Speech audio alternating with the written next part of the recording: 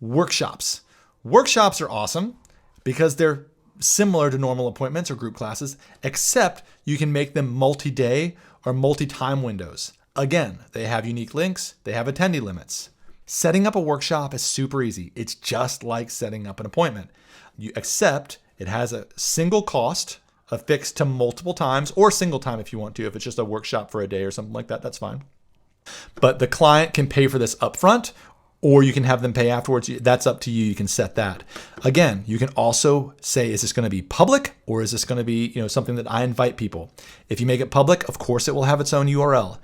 You can also customize the workshop in Markdown using this box right here, and we can give you more information on that, but you can really make them look slick. Okay, here's what your workshop looks like. We've got a 3-day workshop coming up, right? It's got 3 days in a row. It costs $100. I have no attendees yet, but again, I can copy the public booking link. I can put it on my web. I can put it either on my booking link, or I can email that to people to sign up if I'm offering a workshop. Same view as a group class with some more fanciness. And again, I use some Latin.